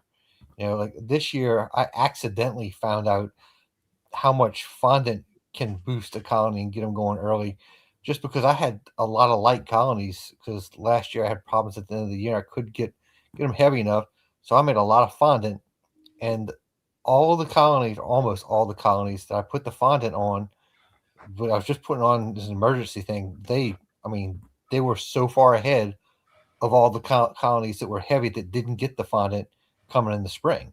So now I'm thinking I'm going to want to put fondant on everything next year. Are you making the fondant? What's that? Are you making your fondant? Or are you buying it? I'm making it. It's a pain too. I got. And what did you put in the fondant? Anything? I put a little bit of Honeybee Healthy, just kind of had some in the first batch, and I didn't put it in the other batches because it was too strong. And I used a fraction of. What about some Hive Live concentrate? I didn't. I just made the regular fondant, and it worked fine. What I'm going by is like Matt there, Sandy Valley Honey Company. I brought Matt, got Matt's Magic Fondant. Oh, he had pollen powder in there. He had Hive Alive in there. He had some Apis in there. And he was feeding his hives from November on. And he's got great looking hives. Now, I might be losing my electric here. I just seen it flash.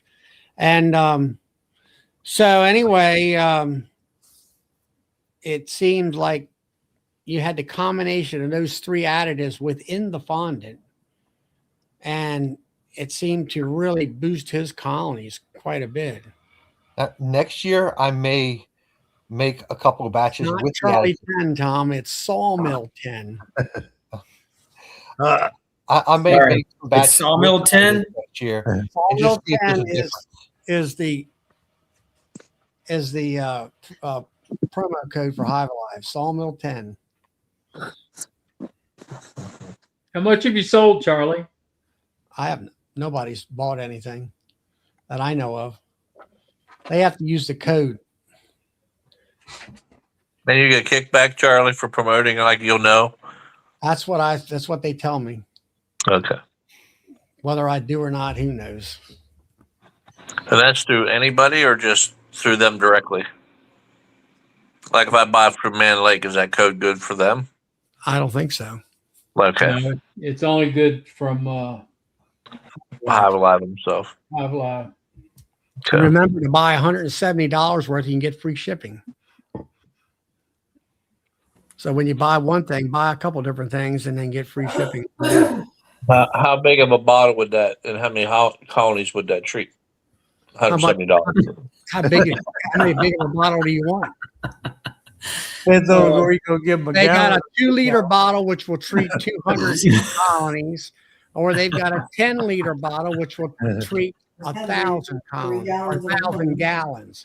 1,000 gallons. You want 1,000 gallons? Buy the 10 liter. You want?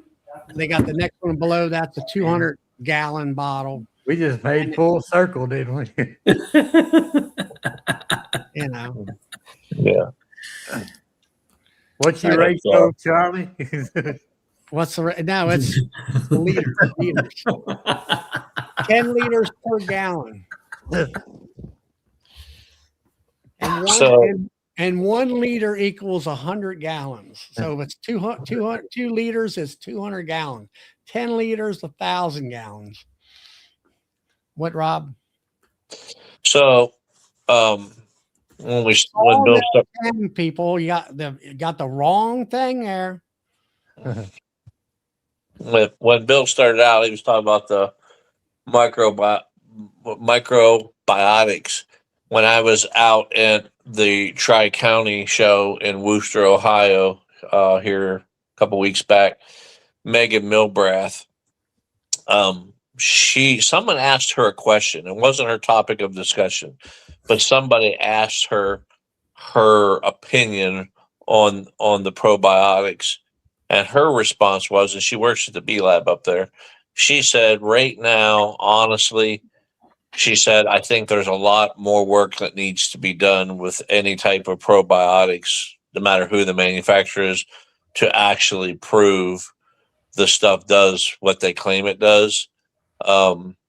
She said there's research going on, but she thinks we're too early, I guess, in the research of it to actually claim that it really is doing what it's supposed to be doing.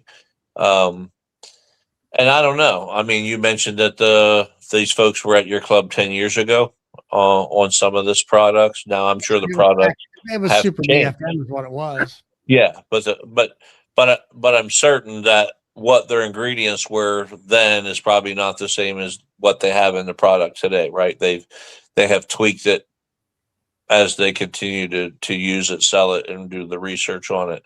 And It's been tweaked, improved, and everything else. yeah, but I think it's important, right?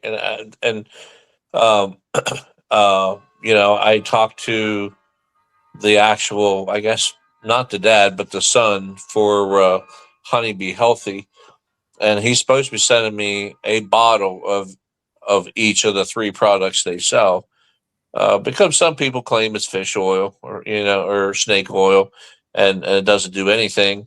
And some, Brett 80, biggest beekeeper in the United States, his comment is he thinks his bees do fantastic with it.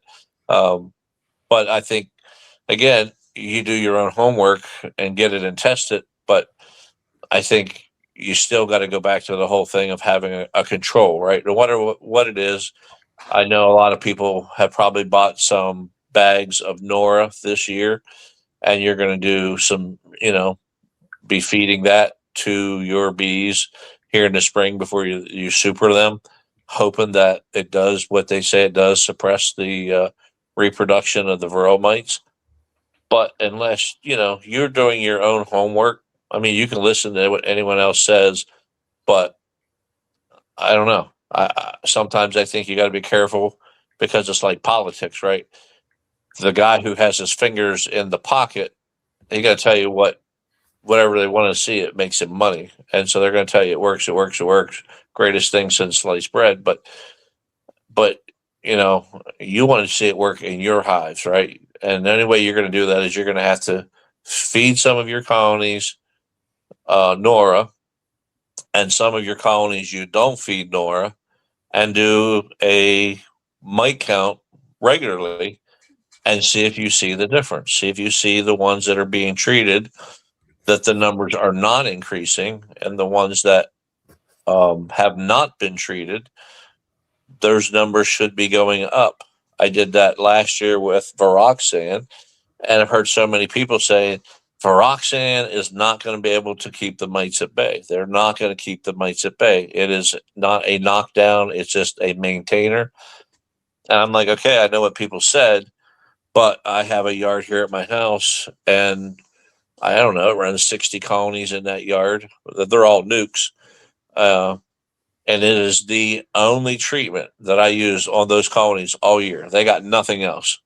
And I'm here to tell you, that is the best successful yard that I have out of all of my bee yards. And they got nothing. They got just 2 rounds of Roxanne. And the mite counts stayed at 1 to 2 for any colony for the whole season. They never got above that. So I don't know. That's what my research showed. I questioned whether or not it killed queens, because the first time I got it and I was putting it in, I had more queens die in the first week it was in there than anything I've ever seen in the past. And so I asked other people who were using it, "Are you seeing queen mortality?" And everybody kept saying, "No, I'm not seeing that. I'm not seeing it." But I was, but it's the same thing. Unless you got a lot of people doing it and watching and monitoring for it, you don't know what the results truly are. That's where I'd love to, like say, get someone like Tom who runs, about close to the same amount of colonies of bees I have, and say, "Hey, Tom, I want you to do this. Set out 20 nukes and just put this stuff on it and see what you're seeing, and then collaborate back and forth with one another to see, and you may, like Eddie said, you may see a total different thing based on environmental, right? Where he's, in the Midwest and I'm in the Northeast, that might be different, but if he's seeing the same thing I'm seeing, then I'm thinking there's something to that, to say, hey, I put it in, 20 colonies and I lost 10 of my queens, and I did the same thing and I lost 11 of mine. Then I think there's something to know for everyone to say, hey, this is a great product, but you put it in a colony that's really crowded and doesn't have a lot of air, you might have a queen die, and but like I say, you got to do the work yourself. Well, I don't know. We'll see what happens this year. This is all from, like I say, I did define it. I can see the definite good points about that, especially through the wintertime. And the reasoning behind that, even though you put sugar water on, pollen patties, we'll see with that. And then the next 2 things is the super DFM and the bee bites. And I'm going to run the bee bites throughout the year, at least a half a pound to a pound per hive per month, and see whether that does anything for them. Charlie, did you actually run like straight up fondant, or did you run like a sugar board? No, I didn't do a candy board. I did fondant. I did Matt's fondant. I did Hive Alive, and I did Super Fuel from Strong Microbials. Okay. And I mean, they all did well. I mean, I'll say that Matt's fondant was consumed. Of course, it was a smaller amount, about a pound and a half. They consumed that within about 7 to 10 days, something like that. And then the other two, well, Hive Alive is a 2-pound bag, so it'll go for a couple weeks. And then let's see, the other stuff, which was super fuel, that went for about a week. You know, it was a little bit, it was probably about a pound of sugar. It was thin, but they ate it quite well. It was easy to apply. The paper pulled off a lot easy. And then with Hive Alive, you got the plastic bag that you have to get out of there. And also with Match, you had to have the plastic bag out. So application wise was different.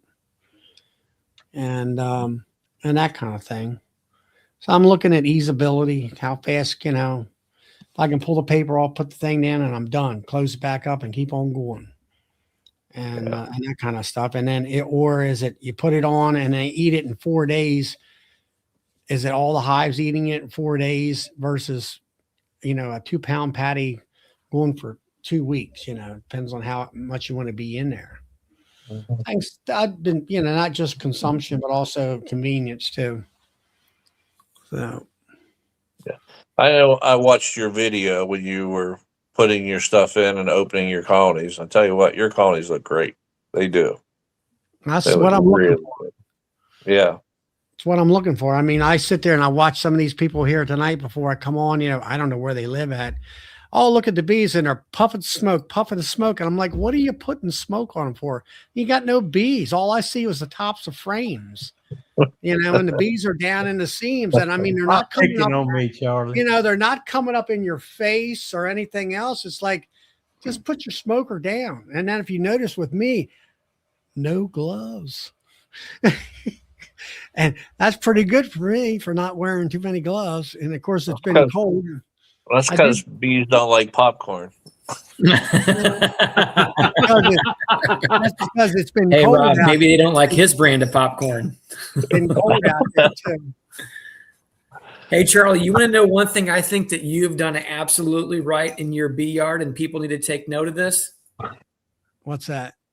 I think that you have as many colonies in your yard as you can manage successfully, and that's why they're looking good.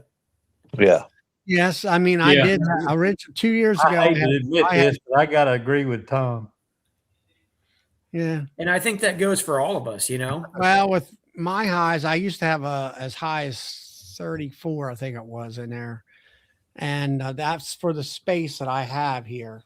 Mm-hmm. And then behind that, where that red truck is, there's enough space for another 30 new 2-frame mating nukes and stuff like that I'll run. But one thing that I had an opportunity through my friend to take over a where I could get 500 nukes coming in and I could resell the nukes like what Rob does with packages and stuff.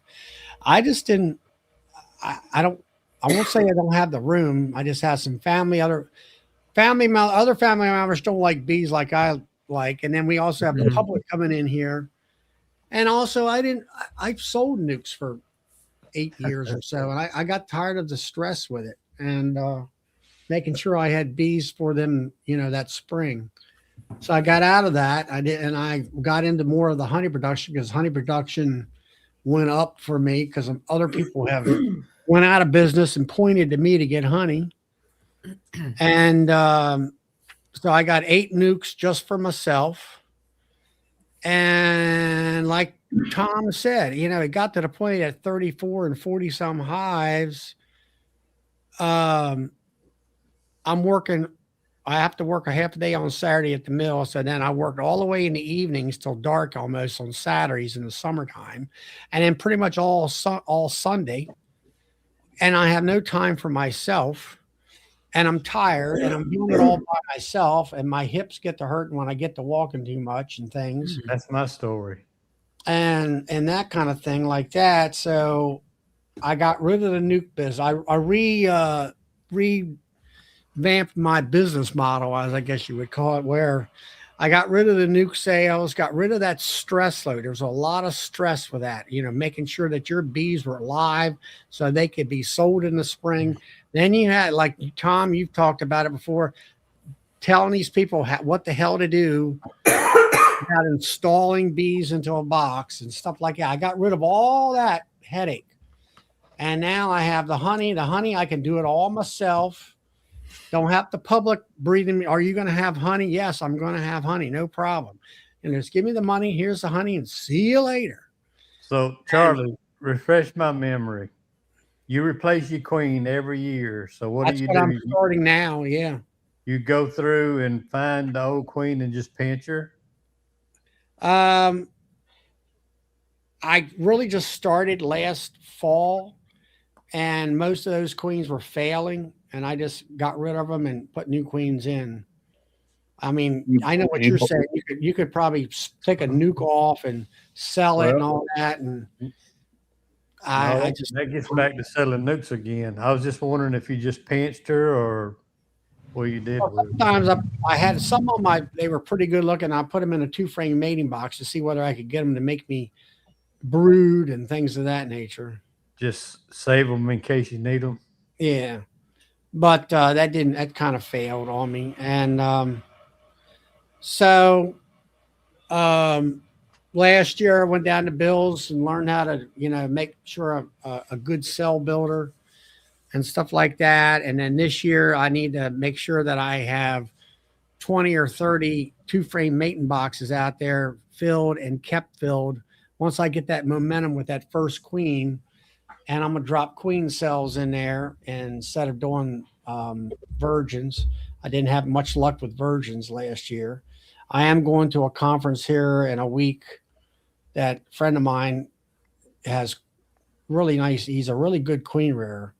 And I was talking to a friend of mine today and said that he has a method of installing virgin. I'm like, well, let's try some different methods of that and that kind of thing. It's going to be more. I'm going to be diving into more honing my skills in my queen operation. I enjoy that.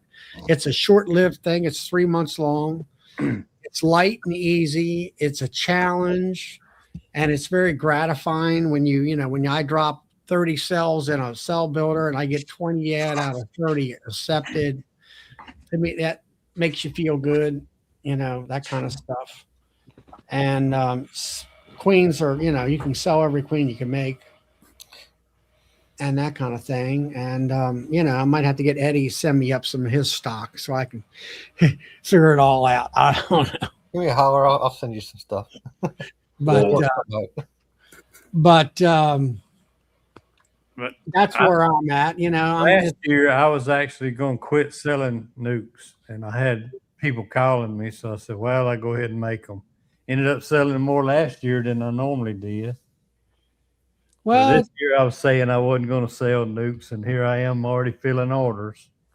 Well, if you can,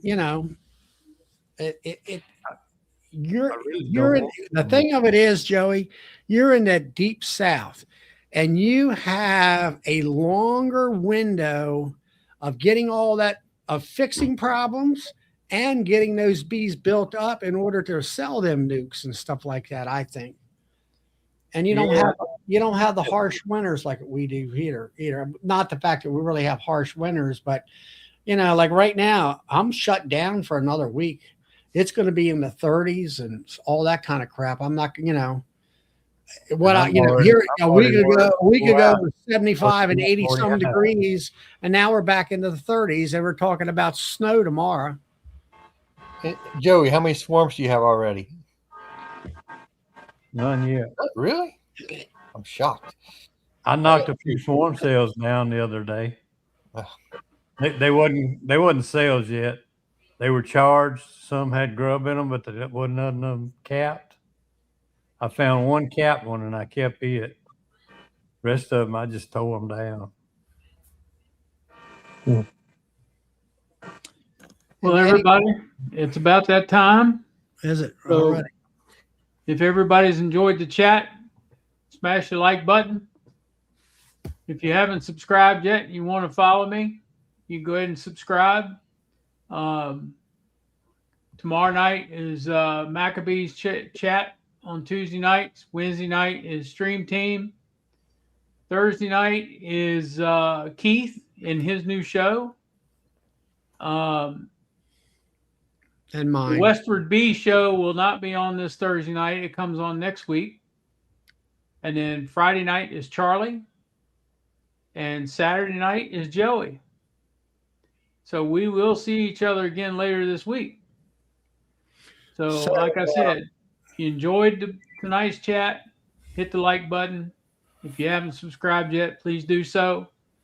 And everybody have a great week. Hope it stays a little bit warmer than what they're calling for. So good night, everybody. See ya. Hang in there, Rob.